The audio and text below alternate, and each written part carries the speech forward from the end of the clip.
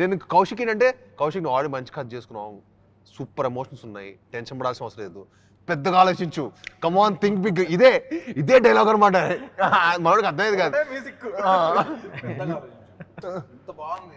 Grand గా present చేయాలి అంటే అర్థం కావట్లేదు, ఈ క్యారెక్టర్ ఏంటి, హీరో వస్తాడు ప్రతిరోజు పెద్దగా ఆలోచించి ఏం ఆలోచించాలి ఇంకా అనుకుంటున్నట్లు ఏమన్నా కరెక్షన్స్ చెప్తారా అంటే ఏ రోజు స్క్రిప్ట్ సైడ్ కానీ నువ్వు ఇలా చేయాలి, విజువలైజేషన్ పెద్దగా ఉండాలి, ఆడియన్స్ వాళ్ళు పెడుతున్న టైంకి వాళ్ళు పెడుతున్న డబ్బులకి నువ్వు వాల్యూ ఫర్ మనీ చేయాలి. సో థింక్ బిగ్, అది మేక్ ఇట్ సినిమాటిక్ ఎక్స్పీరియన్స్. కానీ మనకు కొంచెం స్పేస్ ఉండాలి కదా భయ్య. సో దానికి లక్కీగా మన కిషోర్ ఫిక్షనల్ సిటీ అవ్వటం, సో మాకు ఆ లీనియన్స్ ఉండింది. We can create what ever we felt like. ఒక న్యూ ఏజ్ సినిమా చూసినట్టు డెఫినెట్ గా ఫీలింగ్ అయితే వస్తుంది బ్రో ఈ సినిమా. అండ్ ట్రైలర్ చూసాను యాక్చువల్లీ, ఇందాక నాకు షోడ్ మీద ట్రైలర్, మీకు 2 hours 10 minutes సినిమా మీకు 2 minutes ఎంత ఇంట్రెస్టింగ్ అనిపించిందో, మీకు ఎక్కడ డివేట్ అవ్వలేదో, ఒక ఎడ్జ్ ఆఫ్ సీట్ థ్రిల్లర్ లా ఉంటుంది. 2 hours 10 minutes సినిమా మీరు డివేట్ అవ్వరు. ఈ ఏంటి ఎక్కడ అయిపోద్ది ఇంటర్వెల్, సెకండ్ హాఫ్ అయిపోద్ది. బ్రో మీరు చెప్పండి మీ పారానార్మల్ ఎక్స్పీరియన్స్. ఎక్కడ ఎక్స్పీరియన్స్ చేయలేదా అసలు దయ్యం గురించి కానీ, దయ్యం సినిమాలు కానీ? చుట్టుపక్కల వెళ్ళేవాడు కాదు నేను కూడా, కానీ మన అలా కాదు.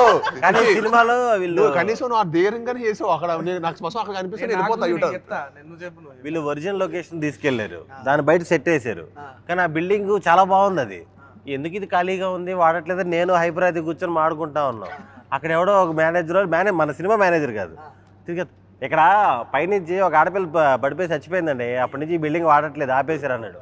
ఇన్ని కోట్లు ఖర్చు పెట్టి బిల్డింగ్ ఒక అమ్మాయి పడి చచ్చిపోయిందంటే ఆపేశారంటే ఏదో దయ్యం కదా. ఆ రోజు నుంచి టెన్షన్, ఆ లోపలికి పోయినా, ఆ గోడలు పట్టుకున్నా, ఈ సినిమాకి భయపడింది. కానీ నిజంగా అదే నేను అర్థం కాల, కౌశిక్ అసలు ఎంత క్రూయల్ అంటే, నేను పెద్దగా ఆలోచించానంటే real haunted house, real haunted house ఎక్కడ ఉంది, దాన్ని వెళ్ళి మళ్ళీ మన సెట్ కావాల్సిన మోడిఫికేషన్స్ అవన్నీ చేసుకోండి. అక్కడ జరిగేటప్పుడు ఒకసారి బాంబు పేల్చారు కదండి. బాంబు కాదు భయ్యా, రియల్ దెయ్యం అని చెప్పాడు ఒక రోజు. ఫోన్ లో చూపించిన బిల్డింగ్ ఇదే కదా, షాడో కమింగ్ అవుట్ ఇదే కదా, bro that was very scary bro. అది ఖచ్చితంగా చెప్తున్నాను, అది ఒక హ్యూమన్ ఫామ్ లానే ఉంది చూడడానికి నిజంగా. మనోడు షాడో కదులు అని చెప్పి అరగంట చెప్తున్నారు, జరగట్లేదు. నీకు చూపించా షాడో ఇదే బిల్డింగ్ సెకండ్ ఫ్లోర్ లోనో థర్డ్ ఫ్లోర్ లోనో. ఓ గాడ్, మన ట్రైలర్ లో కూడా థర్డ్. నేను నా డిగ్రీ హాస్టల్లో చదివేవాడిని, క్యాంపస్. ఓకే, మాకు చాలా గమ్మత్తైన ఒక ఇన్సిడెంట్ ఇది.